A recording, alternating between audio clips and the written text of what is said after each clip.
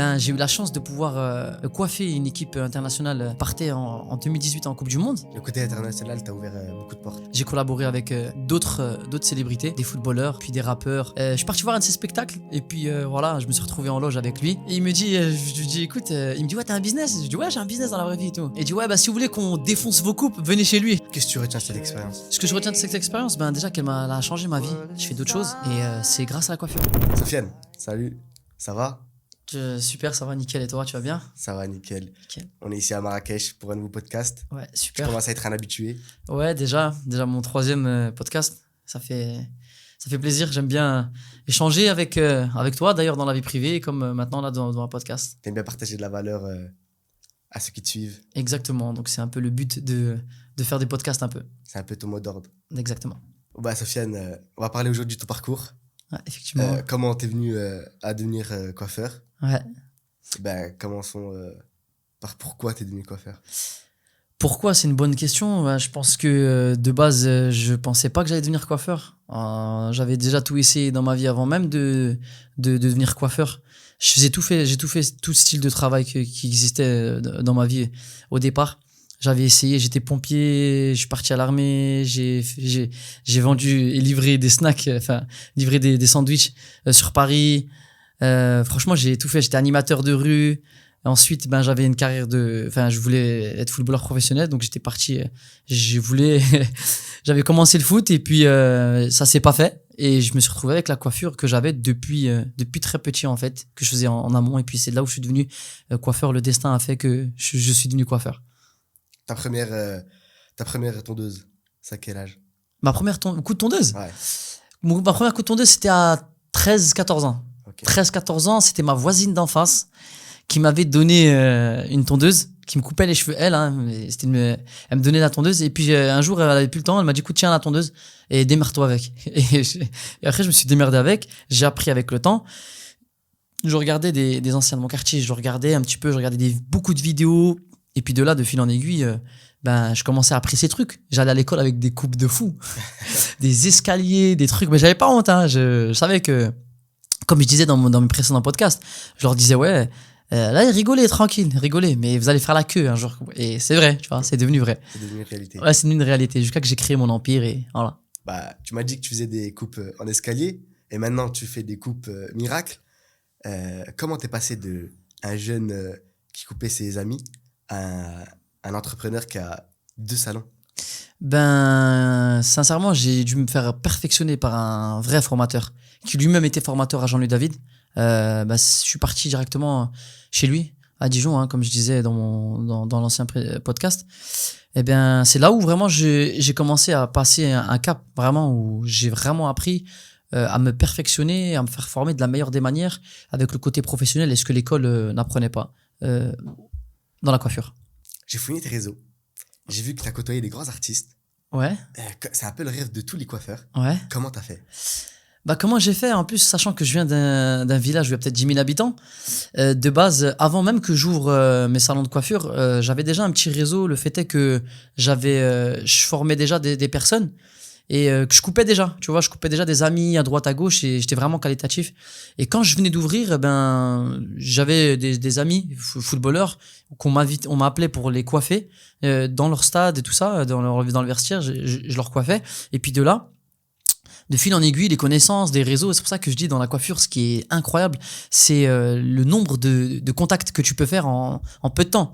Et quand j'ai ouvert, j'ai eu la chance de pouvoir coiffer une équipe internationale qui partait en 2018 en Coupe du Monde, qui m'a invité jusqu'à Lausanne. Donc je suis parti jusqu'à Lausanne.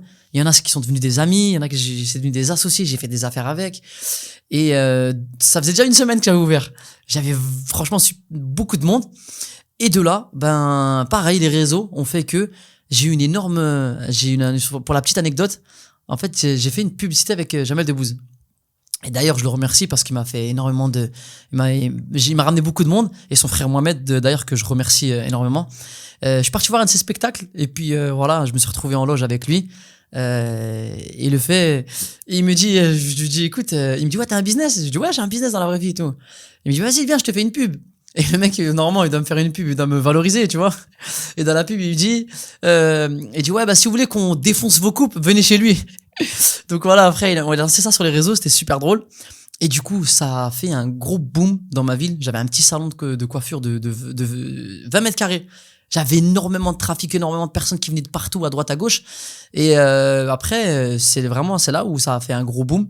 Et de là, quand ils ont vu Jamel Debbouze, ben, automatiquement, il y avait d'autres personnes. J'ai collaboré avec d'autres célébrités, des footballeurs et puis des rappeurs. Et voilà, quoi. Franchement, c'était une très, très belle expérience. Et encore maintenant, j'ai des contacts avec eux. Imagine maintenant que je vais devenir coiffeur. Je suis tout débutant. Ouais. Qu'est-ce que tu me conseillerais? Moi, ce que je te conseillerais déjà dans un premier temps, c'est de savoir si t'aimes ça, tu vois. D'abord, savoir si t'aimes ça et vraiment si c'est pour toi un truc que tu pourrais y vivre. Tu vois, genre, si tu penses que c'est un métier qui pourrait te faire vivre. Et dans un premier temps, c'est surtout de bien se former, prendre du bon matériel et surtout soigner son image de marque quand tu débutes. Ça veut dire les réseaux, c'est très important. Selon moi, pour un barbeur. Très, très important. Arrêtez avec vos gants noirs, par contre, s'il vous plaît. Ça, quand tu viens d'apprendre, ils te mettent tous le gant noir. Non, c'est pas ça le vrai barbeur. Aujourd'hui, mais il te met un gant noir, il te dit que t'as plus un vrai barbeur. Ouais, exactement.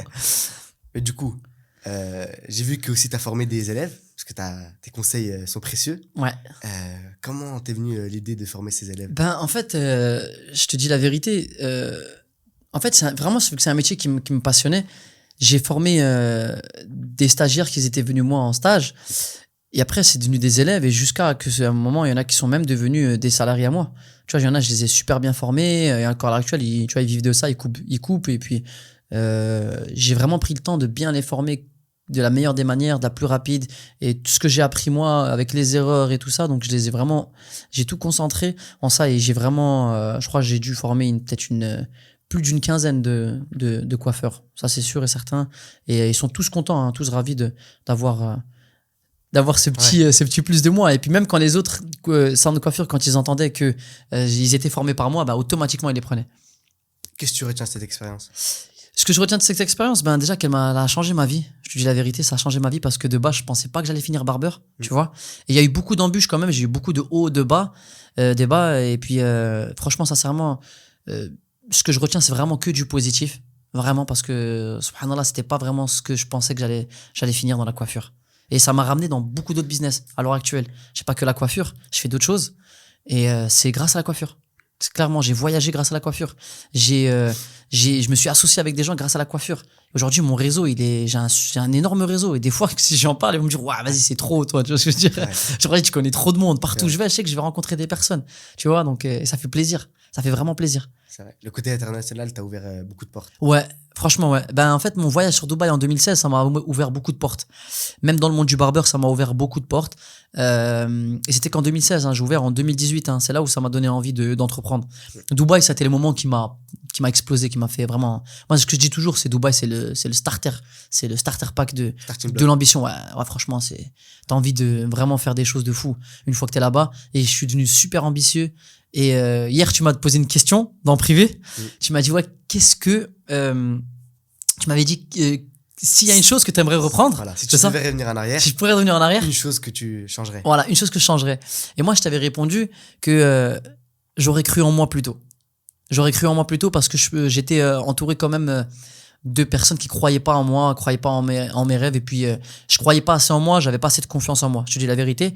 Et après, Dieu merci quand même, je me suis bien focalisé sur moi-même et j'ai fait confiance au destin. Donc comme je dis souvent dans mes réseaux, je dis tawakkul. Tawakkul, c'est la confiance en Allah. Et puis alhamdoulilah, là où est-ce que j'en suis aujourd'hui, c'est grâce à lui. C'est 95% de ma vie et de ma ligne directive. Donc ça déjà, j'aurais dû croire en moi plus tôt. Ouais. Mais voilà, c'est un bon point. C'est le conseil que qu'on retiendra alors. Ouais, c'est sûr. Je pense que c'est ça qu'il faut. Pas écouter ses amis. Ouais. Pas écouter ses. Exactement. Et voilà. Bah, t'as ouvert ton premier salon à quel âge? Moi, j'ai ouvert mon premier salon de coiffure, j'avais 24 ans. Comme dit, j'avais rien, hein, j'avais zéro avant que j'ouvre. Hein. Je travaillais un petit peu pour avoir. Parce que j'avais pas besoin d'un grand budget pour ouvrir un salon de coiffure. C'est pour ça que j'avais commencé avec un petit truc dans ma ville de 20 mètres carrés. Ah, j'ai dû mettre peut-être 7 000 euros ou 8 000 euros dedans de travaux et puis de matériel et tout ce qui s'en suivait pour pouvoir commencer. Et j'ai débuté comme ça. Okay. Et j'avais vu que tu avais un deuxième salon. Ouais. À quel moment t'as acheté ce deuxième salon? J'ai pris ce deuxième salon de coiffure, c'était Il me semble, je crois, 2 ans, en 2020. Ouais, c'était 2 ans après. Ouais. 2 ans après, j'ai pris le deuxième salon de coiffure parce que le premier salon de coiffure, il m'a vraiment beaucoup rapporté en termes de revenus, ce qui a fait que j'ai pu ouvrir ce deuxième salon de coiffure. Et c'est ça qui m'a permis de vraiment, grâce à mes réseaux, grâce aux revenus que je faisais, parce que comme je disais avant, avec ma coupe qui était à 20 euros, tu vois, minimum, hein, ça je parle vraiment du minimum, avec le B à bas, le minimum c'est que tu vas ramener entre 1500 et puis 2000 euros la semaine. Hein. 1500 et 2000 euros la semaine, je travaillais d'arrache-pied. Donc si tu fais le calcul, des fois quand je faisais des gros chiffres, on va partir sur le plus bas, sur du 1500, ben, tu fais 6000 euros le mois, tout seul. Après, quand tu as une deuxième personne, bah, logiquement, si tu la formes, elle fera beaucoup moins que toi. Tu vois, c'est logique parce que c'est pas son salon de coiffure, mais bon, la fréquence, c'est pas la même. Et puis après, avec le temps, tu vois, elle fait les mêmes chiffres que toi. Mais franchement, tu vois, j'arrivais peut-être à toucher les 10K, voire même 12K à 2-3, tu vois. Et après, c'est là où j'ai ouvert mon deuxième. J'ai eu beaucoup plus de salariés, j'en ai eu plusieurs. Et ça, c'était du tonnerre, tu vois, c'était pas mal. Il fallait juste, je pense, avoir une meilleure stratégie en termes j'étais jeune, t'as vu, donc il fallait que je structure vraiment bien mes salariés. C'était ça que j'ai appris sur le tas. C'était le plus dur? Ouais, c'était le plus dur. C'est le plus dur pour moi. Parce que, après, là, logique, c'était un petit peu jeune aussi, tu vois. C'est un petit peu jeune. Moi, j'aurais aimé qu'on me forme à ce niveau-là. J'aurais aimé qu'on m'oriente à ce niveau-là pour pas faire ces erreurs, tu sais, dans la complicité des salariés et tout ça, et ci et ça, quoi. C'était juste ça, ouais. Ouais. Imagine maintenant que je suis un élève, je suis sorti d'école Ouais. et je voudrais lancer mon salon, mais j'ai pas de budget. Qu'est-ce que tu me conseillerais? T'as pas de budget? Ouais. T'aimerais ouvrir ton salon? Soit ouvrir mon salon, soit devenir coiffeur. Bah, Qu'est-ce que tu me conseillerais? devenir coiffeur, déjà, dans un premier temps, c'est, comme je disais avant, tu vois, chercher quelqu'un qui peut t'apprendre le métier de la meilleure des manières. Puis déjà, d'abord, t'es intéressé pour voir si t'aimes ça, tu vois. Et puis derrière, eh ben, soit tu vas travailler pour quelqu'un qui te forme, qui prend le temps de te former, et puis après, tu prends ton envol tout seul. Mais d'abord, le plus important, c'est vraiment trouver un formateur vraiment qualitatif. Tu vois, c'est ça et le départ de zéro. Après, tes revenus, tu le fais tout seul. Comme j'ai dit avant, tu vois, j'ai lancé, j'avais pas grand chose. J'ai travaillé en amont pour pouvoir investir dans mon salon de coiffure. Donc, le conseil que je donne, c'est d'abord travaille avant, voir si t'aimes ça, fais-toi former correctement, structure bien ton truc, et puis après, ça va venir tout seul. Tout seul. Les revenus, tu te fais vite rentabiliser de toute manière, hein. Une tourneuse à 200 euros, dans la journée, tu la rentabilises, tu vois. Les gens maintenant, ils recherchent soit un business physique, soit un business digital. Mais les business physiques, il y en a énormément. Ouais, justement, c'est pour ça que moi, ce que je dis, c'est même si t'es pas coiffeur, t'as envie d'investir parce qu'il y en a beaucoup. Même si t'es pas coiffeur, t'as envie d'investir, ben en fait, tu peux investir. Il y en a, ils ont peur parce qu'ils connaissent pas le domaine de la coiffure. Donc, ce qu'il faudrait, c'est, je pense, c'est d'abord se renseigner bien dans le domaine de la coiffure, comment je peux investir, quel coiffeur je peux recruter, comment je peux les former, nanani, nana, tu vois. Et ça, c'est, même si si t'as pas le truc, tu ne penses pas avoir le truc, simplement si t'as une bonne stratégie pour investir dans un salon de coiffure, ben tu peux, clairement tu peux. C'est un super business le salon de coiffure. L'intelligence artificielle, jusqu'à la preuve du contraire, ne pourra jamais remplacer un bon dégradé, un bon taper ou tout ce qui s'ensuit. Tu vois, que ça soit pareil pour les femmes. Donc ça, on est clair. C'est un super business. Et puis même la plupart des personnes qui veulent investir, que j'entends, même des fois dans mon entourage, ils viennent me voir, écoute, ouais, j'ai envie d'ouvrir un salon de coiffure, mais je suis pas coiffeur, qu'est-ce que je dois faire? Et la plupart du temps, ce que je lui recommande, c'est de trouver une petite pépite. Mais quand je dis une petite pépite, c'est pas un mec qui va venir du jour au lendemain et te lâcher, te dire voilà, je suis monté de galon. Il monte de galon et puis après il te dit ouais, dégage quoi. Non, là je suis vraiment vraiment associer le coiffeur avec toi, faire un bon truc ensemble, bien structurer la chose. Une bonne formation, c'est très très important. C'est pour ça que moi, ces 15 ans d'expérience là que je regroupais, je comptais faire quelque chose. Qu'on va en parler d'ailleurs. Ouais. Mais moi, je vois que dans toutes les villes, un peu, il y a énormément de coiffeurs. Est-ce que ce business ne serait pas un peu bouché? Non, jamais. Jamais. Parce que tant qu'il y a des cheveux, il y aura des clients. Tu vois ce que je veux dire? C'est comme un mec qui vend des voitures. Il va s'adresser à ceux qui ont le permis de voiture. Mais la coiffure, c'est à tous ceux qui ont des cheveux. Et ça, c'est beaucoup plus vaste. Il y a plus de personnes qui ont des cheveux. Tu vas pouvoir leur couper les cheveux. C'est un métier qui mourra jamais. Tu vois ce que je veux dire? Tu vois, je vais en venir, je veux dire, pardon. Et non, c'est clair que c'est un business, jamais ça sera full. Même là, quand il y en a beaucoup dans une rue, il y a beaucoup de salons de coiffure, c'est qu'il y a de la demande. Moi, dans mon entourage, par exemple, il y en a, ils vont louer dans les salons. Est-ce que tu conseilles ça? Ils ont loué une place pour coiffer? Le système de location, ouais, si la loi l'autorise, c'est bien aussi pour commencer d'avoir, parce que tu t'autogères en fait, tu vois, c'est plutôt pas mal. Moi, je trouve que c'est bien. C'est bien même faire ça comme un investisseur. Voilà, un mec qui veut investir dans un salon de coiffure, il prend un salon de coiffure et puis il met des systèmes de sous-location si la loi l'autorise, parce que des fois les locataires ne veulent pas. Et si la loi l'autorise, bien sûr que c'est un très bon moyen d'investir. Ou passer par ta formation comme tes élèves l'ont fait. Exactement. Ouais, Du coup, exactement. toi, tu conseilles plutôt de se former. Ouais, c'est le plus important. Et moi, comme je disais avant, donc moi j'ai ouvert une académie, le Classic Academy, qui regroupe une formation de mes 15 ans d'expérience avec toutes mes erreurs et tous les points positifs et vraiment tout mon savoir-faire dans le monde du barbering, comment gérer son réseau, son marketing via son barbeur pour pouvoir plus tard franchiser, avoir ses propres produits, les revendre derrière. Et dans cette formation-là, j'ai inclus des fournisseurs qui vont pouvoir, si tu as envie d'ouvrir ton salon de coiffure, pouvoir travailler avec toi, envoyer des produits pour de la revente, franchement tout type de matériaux. Et j'ai surtout fait des modules vidéo où j'apprends mes techniques, parce que moi, mes techniques, pour moi, selon moi, sans me gonfler d'orgueil, je suis le Neymar de la coiffure. Je suis technique.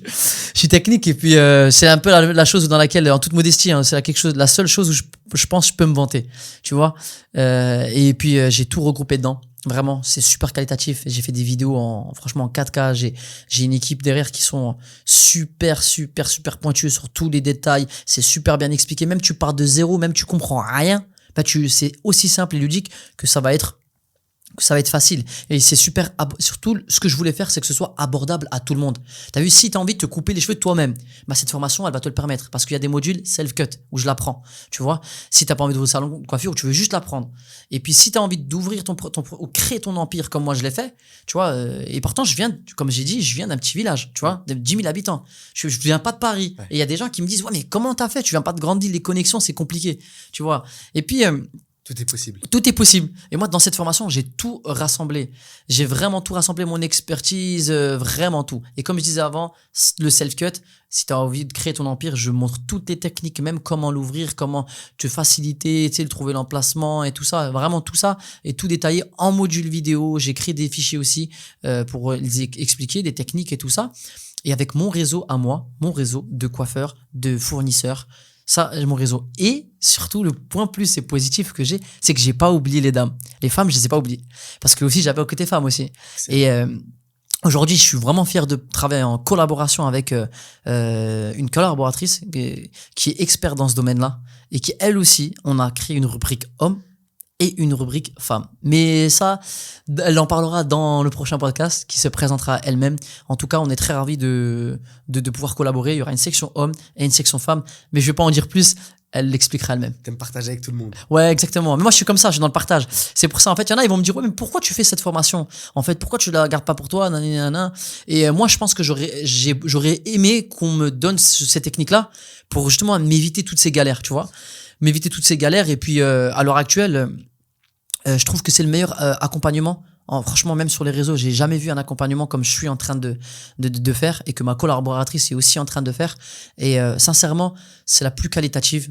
Comme j'ai dit, en toute modestie, hein. Et surtout que je vise pas un truc à des prix exorbitants où que les gens ne peuvent pas y accéder. Non, vraiment, c'est accessible à tout le monde. Même si tu veux faire ça par plaisir, loisir, chez toi, couper des amis, de la famille, tout ça, c'est possible. Et sincèrement, le prix garantit le succès à ce niveau-là. Si vraiment t'es sérieux et tout ça, dans la discipline, je promets que ça, c'est sûr et certain. Parce que j'avais vu sur tes réseaux, tu avais des techniques spéciales. Ben oui, mais après, ça fait 3 ans que je suis sur cette académie. Ça fait 3 ans que je bosse dessus. 3 ans que j'ai des idées, que je réfléchis et tout.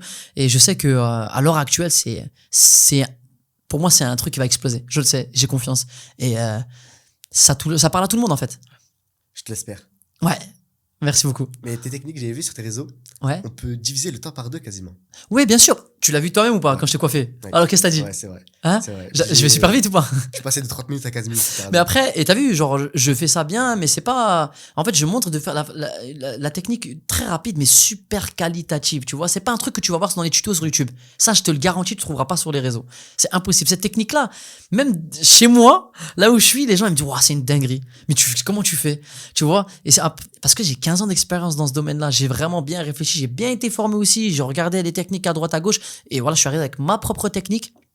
Et à l'heure actuelle, j'ai tout rassemblé dans cette académie pour pouvoir le faire. Et ma collaboratrice, pareil dans ce qu'elle, c'est la même chose en fait. On a fait Oui, pour les hommes et pour les femmes. pour les hommes et pour les femmes, que ce soit pour les sœurs qui elles veulent travailler elles-mêmes à la maison, c'est la même chose. Mais ça, comme j'ai dit avant, elle en parlera. C'est un condensé de 15 ans d'expertise. Ouais, c'est ça. Parce que j'ai commencé très tôt, hein, très très tôt. Je suis pas passé par la case coiffure. Parce que en fait, le problème c'est quand tu passes à l'école de la coiffure, ils t'apprennent pas certaines choses. T'as vu comment les revenus, tout ça, ils vont t'apprendre à faire des trucs. Franchement, je veux dire la vérité. La plupart des professeurs dans les CAP ou les BP, et je les lave tous.